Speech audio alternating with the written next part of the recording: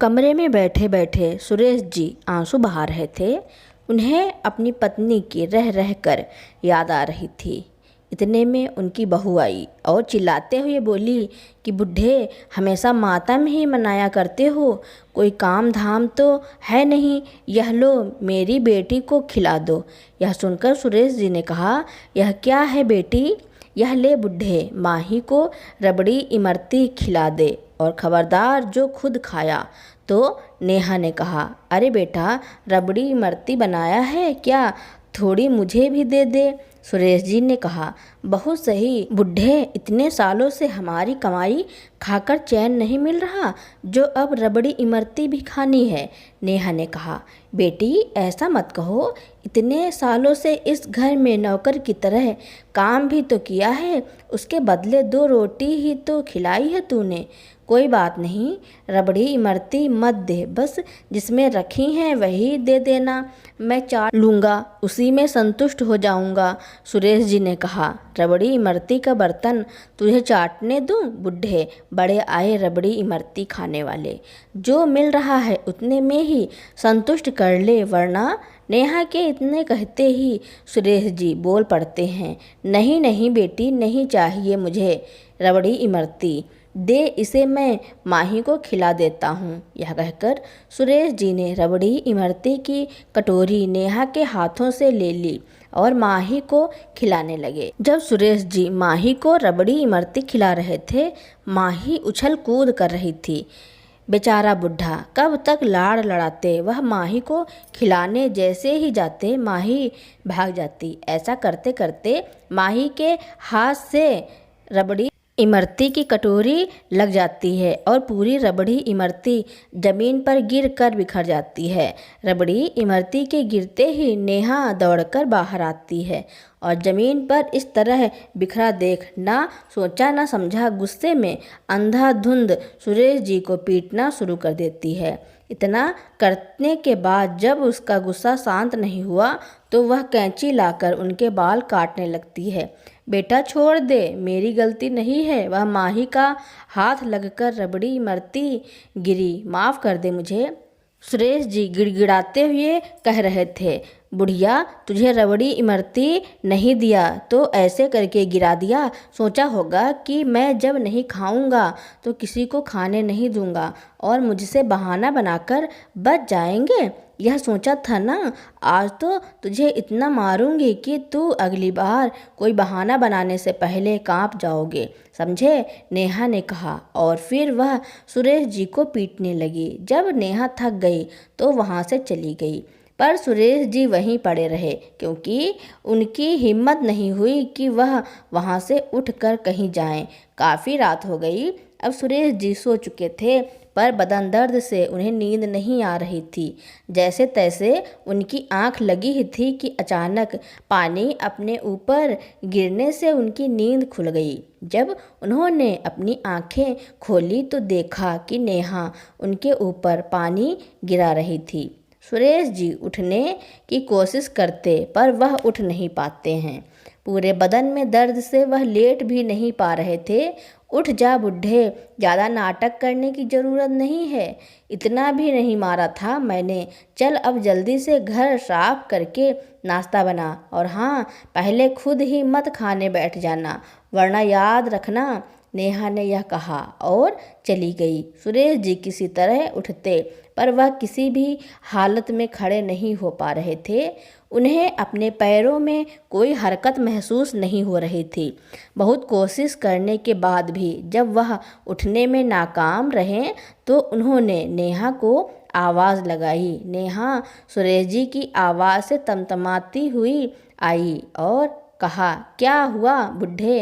बेटी, मैं खड़ा नहीं हो पा रहा हूँ, मेरे पैरों में मानो जान ही नहीं है। सुरेश जी ने कहा, सब जानती हूँ, यह सब तेरे काम न करने के बहाने हैं, मैं तो कोशिश कर रहा हूँ लेकिन खड़ा नहीं हो पा रहा हूँ।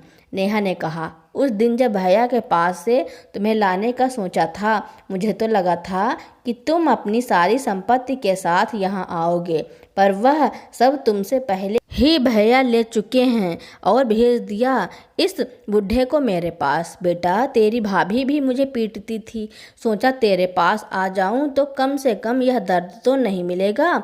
तू तो मेरी बेटी है, तू मेरा दर्द जरूर समझेगी। पर अब समझ आ गया है, बूढ़े आदमी की कोई कदर नहीं होती। जब तक वह कमाता है लोग तब तक उसकी परवाह करते हैं, वरना इसी तरह उसे बस पीटना और जलील होना पड़ता है। सुरेश जी ने कहा, सुन बुढ़े, अपना सामान बांध लो, तुझे अभी चलना है मेरे साथ। नेहा के यह कहते ही सुरेश जी बोले, कहाँ चलना है बेटी? भैया के पास छोड़ने जा रही हूँ वापस। नहीं भला, भैया क्यों रखेंगे आपको? उनका तो पीछा छूट गया आपसे, अब मेरा पीछा भी छूटे तो शांति मिले। नेहा ने कहा, पर बेटा मुझे तो उठा भी नहीं जा रहा, ऐसी हालत में तू मुझे कहाँ ले जा रही है?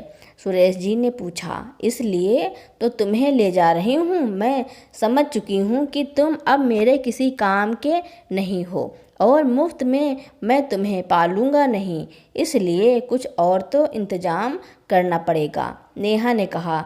और उसके बाद वह कहीं निकल गई। थोड़ी देर बाद जब वापस आई तो साथ में एक व्हील चेयर लेकर आई और कहा, चल बुढ़े बैठ इस पर।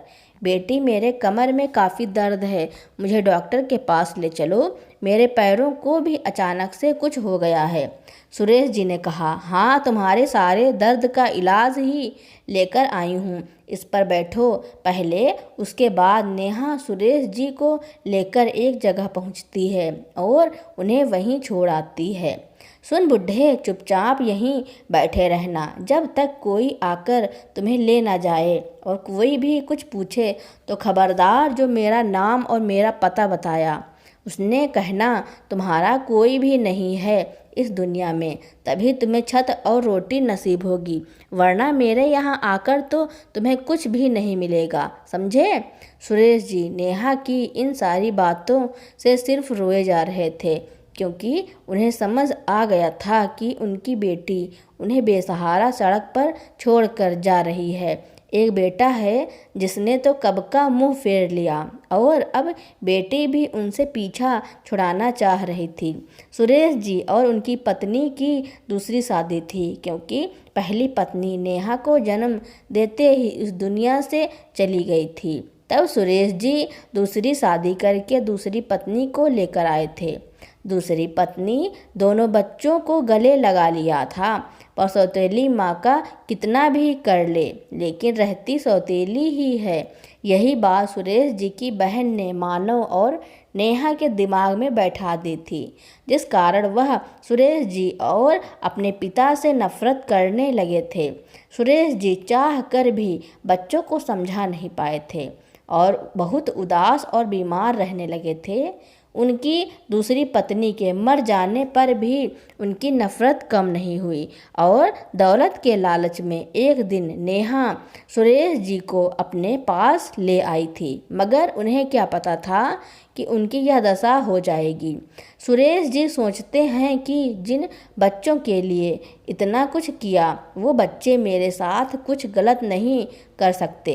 सुरेश जी के आंसू नेहा के कठोर दिल को पिघला तो नहीं पाए और वह वहाँ छोड़कर चली गई। कई घंटे इसी तरह बैठे रहने के बाद एक लंगड़ा वहाँ आया और उसने सुरेश जी से कहा, वहाँ बैठे रहने का कारण पूछा। सुरेश जी किसी को तो सब कुछ बताकर अपना जी हल्का करना चाहते थे, इसलिए उन्होंने रोते रोते अपनी पूरी कहानी उस लंगड़े को बता दी। चिंता मत करो, तुम उस घर में जाओ, वह एक वृद्धा आश्रम है, वे लोग तुम्हारी मदद जरूर करेंगे, पर वहाँ तुम्हें चल कर जाना होगा या व्हील चेयर वहाँ नहीं घुसेगी। उस लंगड़े सुरेश जी से कहा, पर मेरा पैर टूटा हुआ है जिससे मैं शायद खड़ा भी नहीं हो सकता हूँ, तो चलकर कैसे जाऊँगा? सुरेश जी ने कहा, तुम मेरी बैसाखी ले जाओ, तब तक मैं इस कुर्सी पर बैठता हूँ और जब तुम्हारी बात अंदर बन जाए तो आकर मेरी बैसाखी देखकर अपनी कुर्सी ले जाना। उस लंगड़े ने कहा। एक लाचार बेबस बुजुर्ग दुनिया के प्रपंच को समझने की हालत में कहाँ थे। उसने उस लंगड़े की बात मान ली और जब वह उस घर के अंदर गए तो पता चला वह कोई वृद्धाश्रम नहीं है और वह लंगड़ाते हुए फिर वापस बाहर आए तो उसने देखा वह लंगड़ा उसकी व्हील चेयर को लेकर जा चुका है। अब सुरेश जी को समझते देर नहीं लगी कि वह लंगड़ा उनकी व्हील चेयर को लेने के लिए चाल चल गया। सुरेश जी पहले से ही दुखी थे, ऊपर से यह सब उनका मन मर जाने को कर रहा था। पर अपने कमर दर्द और बेजान पैरों को लेकर वह कहीं और जाते भी तो कैसे। उस लंगड़े के दिए हुए बैसाखी के सहारे वह किसी तरह सामने पेड़ के नीचे जाकर बैठ जाते हैं। वह घसीट घसीट कर वहाँ से गुजरने वाले हर एक राहगीर के पांव पकड़कर उनसे मदद मांगने लगे। वह दर्द के मारे झटपटा रहे थे और वहाँ से गुजरने वाले से अस्पताल में छोड़ देने को कह रहे थे, पर कोई उनकी बात की ओर ध्यान ही नहीं दे रहा था। लगभग इसी तरह कई घंटे बीत गए। तपती गर्मी, ऊपर से पैर टूटने का दर्द, यह सब झेल रहे थे सुरेश जी, पर किसी भी लोगों के आगे गिड़गिड़ाना बंद नहीं कर रहे थे। ये बेटा, ओ बेटी, मेरी मदद कर दो, किसी सरकारी अस्पताल तक मुझे छोड़ दो, अब दर्द बर्दाश्त नहीं हो रहा, मर जाऊंगा बेटा, मेरी मदद कर दो। यह सब सुरेश जी लगातार कहे जा रहे थे। थोड़ी देर बाद कुछ लड़के वहां आए। सभी एक कार से उतरकर कार के ऊपर एक केक रखकर उसमें से एक का जन्मदिन मनाने लगे। सुरेश जी उनके पास भी घसीटते हुए पहुँचे, जिस पर एक लड़का कहता है, अरे रुको दादाजी, यह केक आपको ही देंगे, हम सुबह से केक खाकर थक गए हैं। नहीं बेटा, मुझे यह केक नहीं चाहिए, मुझ पर एक एहसान कर दो, मेरे पैर टूटे हुए हैं और इसका दर्द अब मुझसे बर्दाश्त नहीं हो रहा, मुझे एक सरकारी अस्पताल में छोड़ दो। सुरेश जी ने कहा, पर दादाजी आप ऐसी हालत में यहाँ क्या कर रहे हैं? उसमें से एक लड़के राघव ने पूछा, जिसका आज जन्मदिन भी था। पहली बार उस लंगड़े को अपनी कहानी बताकर पछताया था, इसलिए अब उन्हें किसी पर भरोसा नहीं था। इसलिए उन्होंने कहा, बेटा यहीं सड़क पर एक गाड़ी ने टक्कर मार दी, ले चलो बेटा, भगवान तुम्हारा भला करेगा। हाँ दादाजी, जरूर ले चलूँगा, आप बैठो गाड़ी में। यह कहकर राघव और उसके दोस्त सुरेश जी को एक क्लिनिक पर ले जाते हैं। बेटा, यह तो कोई प्राइवेट अस्पताल लगता है, मैंने तो सरकारी अस्पताल कहा था ना, मेरे पास पैसे नहीं हैं।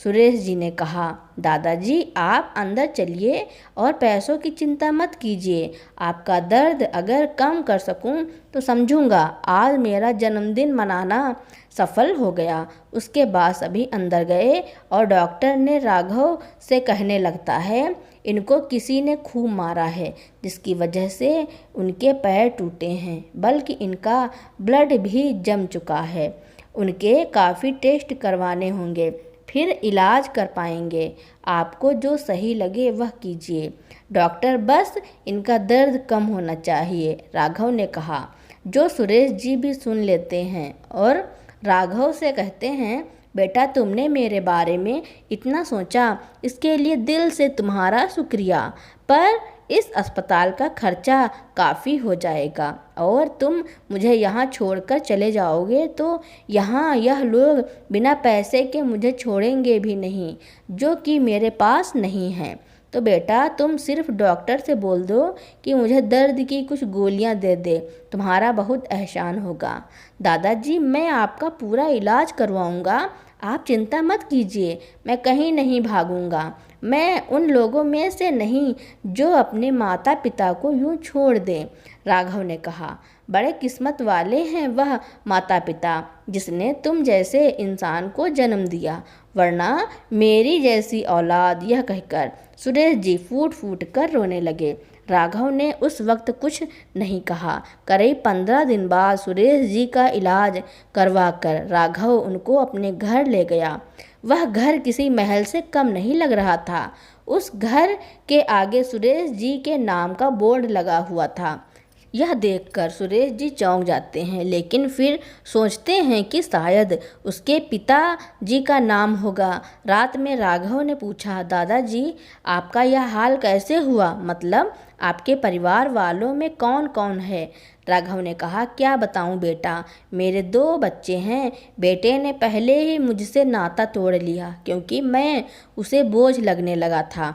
बेटी साथ ले गई तो उसने भी मेरा वही हाल किया कि ना तो जी ही रहा था और ना ही मर रहा था।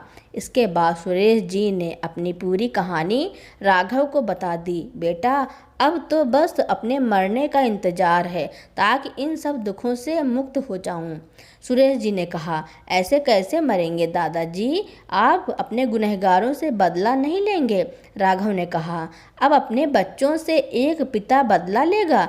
यह कैसी बातें कर रहे हो बेटा? सुरेश जी ने कहा, हाँ दादाजी, आपके बच्चों ने ना सिर्फ आपके ऊपर अत्याचार किया बल्कि आपके जीवित रहते हुए भी आपका श्राद्ध कर डाला और तो और आपके मरने की खुशियाँ भी मना ली। ऐसे बच्चों को सबक सिखाना तो बनता है ना। राघव के इस बात से सुरेश जी चौंक जाते हैं और इससे पहले वह कुछ बोलते राघव कहता है, दादाजी मैं मोहन हूँ, आपने मुझे पहचाना नहीं?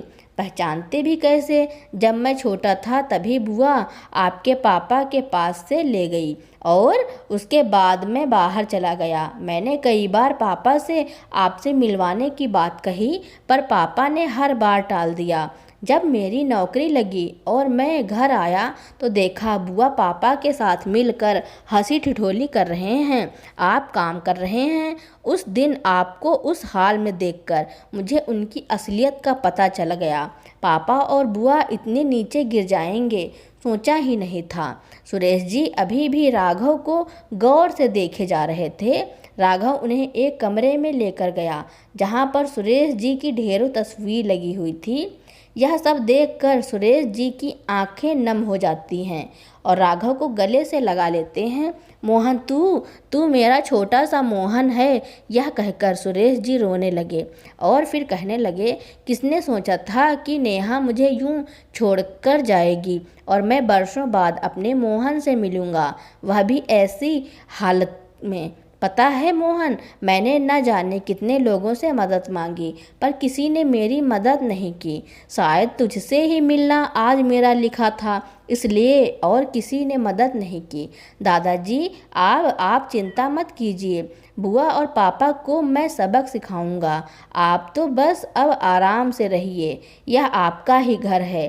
क्या सच में बेटा? हाँ दादाजी, बाहर जो आपका नाम का बोर्ड लगा था आपने बोर्ड नहीं देखा?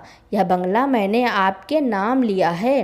दादाजी मेरी इच्छा थी कि मैं आपको एक बहुत बड़ा बंगला बनाकर दूं। यह सुनकर सुरेश जी की आंखों में आंसू आ गए। सामने हॉल में रखी एक लड़की की तस्वीर को देखकर सुरेश जी चौंक गए। बोले, बेटा यह किसकी फ़ोटो है? राघव उर्फ मोहन बोला, दादाजी यह आपकी पोता बहू है। अभी कुछ दिनों से काम के सिलसिले में बाहर गई हुई है, कुछ दिनों में लौटकर आएगी, तब आपको मिलवा दूंगा। अब आप आराम से रहिए। इतना कहकर राघव कुछ काम के सिलसिले में गांव आ गया क्योंकि दादा जी के साथ जो उसके पापा और बुआ ने किया था उसका सबक भी तो उन लोगों को सिखाना था। राघव के जाते ही सौम्या वहां पहुंच जाती है और सुरेश जी को घर में देखकर उसकी भौहें चढ़ जाती हैं। ए बुढ़े, इस घर में क्या कर रहे हो तुम? सुरेश जी बोले, बेटा मैं तेरा दादा ससुर हूँ। अरे राघव के दादा तो कब के मर चुके हैं, फिर दादा ससुर कहाँ से आ गए? चल निकल यहाँ से।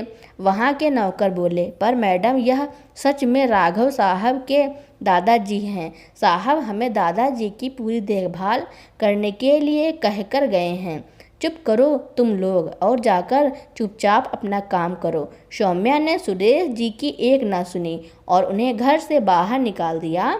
सुरेश जी बेचारे उस अनजान शहर में कहाँ जाते, वहीं गली मोहल्ले में सुबह शाम भीख मांगकर अपना गुजारा कर रहे थे और रात में बंगले के बाहर आकर बैठ जाते और बस सड़क की ओर अपने पोते को निहारते रहते। लेकिन राघव वहाँ अपनी बुआ और पापा को सबक सिखाने के चक्कर में लगा रहा था।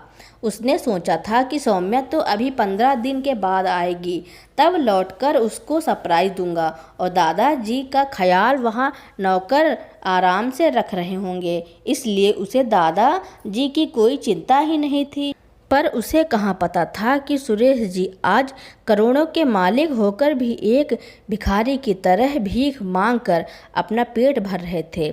नौकरों से राघव को कुछ भी बताने के लिए सौम्या ने मना कर दिया था, लेकिन जब सारे कागजात की कार्रवाई पूरी करके राघव वापस शहर पहुंचा तो अपने दादाजी को वैसे भीख मांगता देख उसके पैरों तले जमीन सरक गई।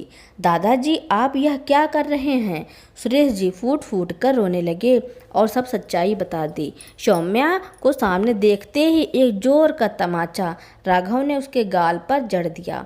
तुम्हारी हिम्मत कैसे हुई मेरे दादाजी के साथ ऐसा करने की? सौम्या भी यह सुनकर चौंक जाती है कि और कहती है, राघव, पर तुमने ही तो कहा था कि तुम्हारे दादाजी तो कब के मर चुके हैं। हाँ, कहा था, लेकिन मुझे भी यह अभी पता चला है। लेकिन दादाजी मेरे हो या किसी और के, इंसान के अंदर इतनी तो इंसानियत तो होनी ही चाहिए, या नहीं? और मैं यह सब बिल्कुल बर्दाश्त नहीं करूँगा कि कोई मेरे दादाजी के साथ ऐसा करे। अगर तुम्हें मेरे दादाजी से कोई प्रॉब्लम है तो तुम बता सकती हो, लेकिन मैं तुम्हारे कारण अपने दादाजी का साथ नहीं छोड़ सकता। अरे, अपने दादाजी के कारण मैं अपने माता पिता को छोड़ दिया तो फिर तुम्हें छोड़ना मेरे लिए कोई मुश्किल काम नहीं होगा। सौम्या ने शर्म के मारे अपनी नज़रें झुका ली और सुरेश जी से हाथ जोड़कर माफ़ी मांगी। सुरेश जी ने भी सौम्या को माफ़ कर दिया कि सुबह का भूला अगर शाम को घर आ जाए तो उसे भूला नहीं कहते। अगले दिन उसके बाद राघव वापस गांव के घर जाता है और अपने पापा से बारे में कुछ भी नहीं कहता है और वहीं ठहर जाता है।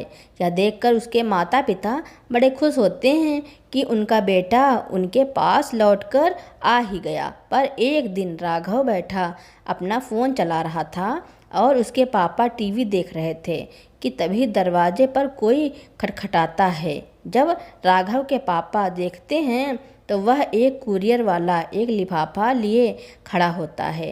राघव के पापा मानो जब वह लिफाफा खोलकर देखते हैं तो वह तुरंत किसी को फ़ोन करते हैं। राघव यह सब कुछ खामोशी से देख रहा होता है और ऐसे जताता है कि उसका ध्यान कहीं और है। हेलो नेहा, गजब हो गया, पापा को ढूंढना पड़ेगा, तुम जल्दी घर आओ।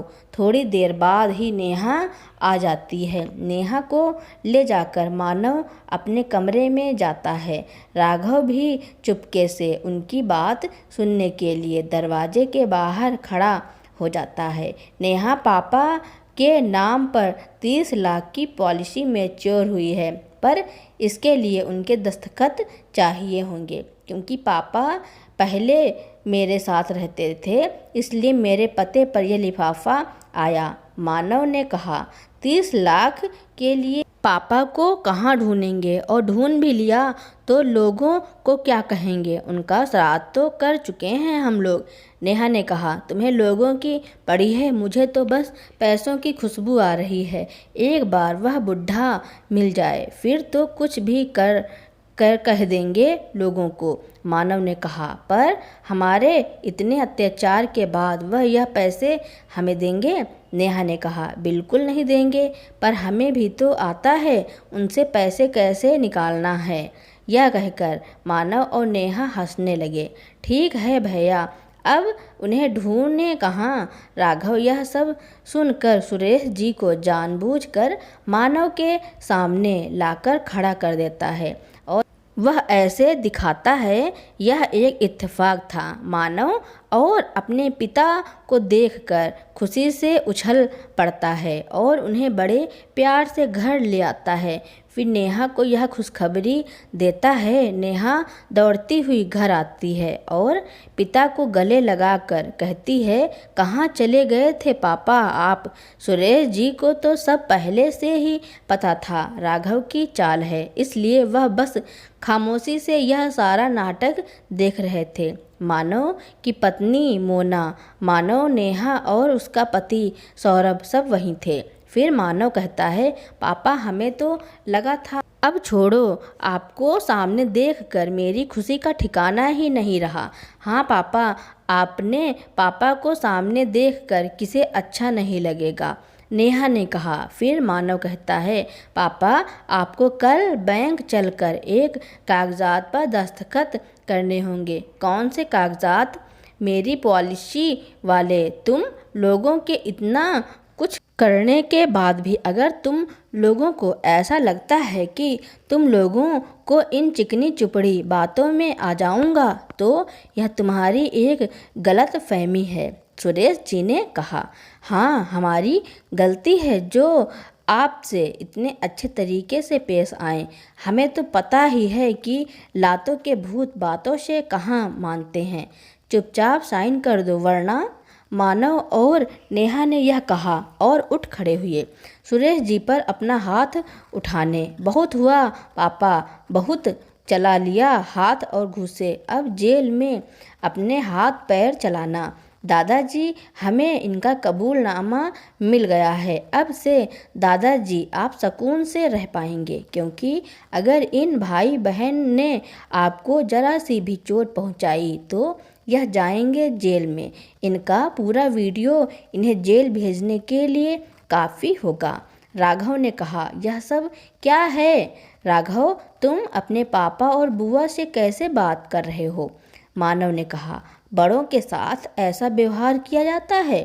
यह तो आपसे ही सीखा है ना पापा। वह तो शुक्र मनाइए कि आप लोगों की तरह मैं आप पर हाथ नहीं उठा रहा।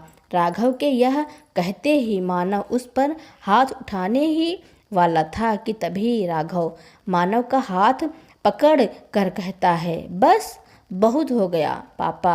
अब या तो आप दादा जी को पूरे सम्मान और सुकून के साथ दादा जी की पूरी जायदाद वापस करेंगे या फिर जेल में रहना पसंद करेंगे। यह मैं आप पर छोड़ता हूँ। और बुआ, आप कहाँ चली?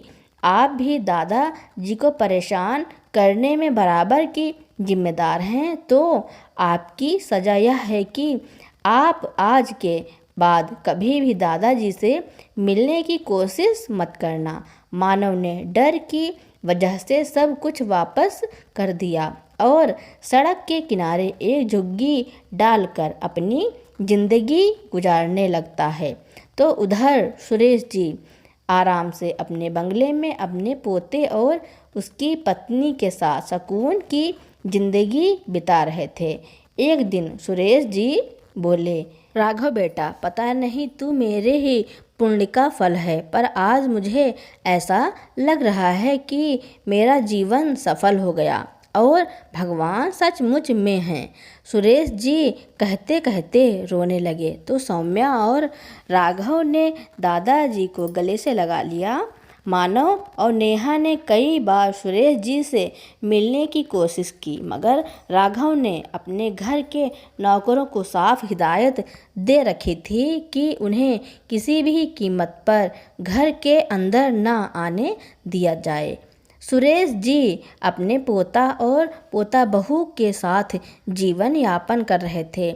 उन्हें रह रहकर अपने बेटे और बेटी की करतूत को याद करके उनकी आंखें भर आती थी, लेकिन राघव उन्हें समझाता कि दादाजी जो बीत गया सो बीत गया।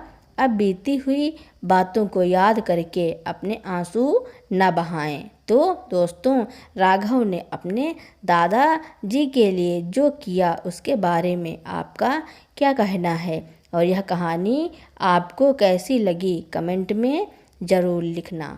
मेरी कहानी सुनने के लिए आपका बहुत बहुत धन्यवाद। ऐसे ही कहानियाँ सुनने के लिए मेरे चैनल को लाइक, कमेंट, शेयर, सब्सक्राइब एवं बेल आइकन का बटन दबाना ना भूलना, ताकि आपको नई नई कहानियाँ आप तक पहले ही पहुँचती रहें।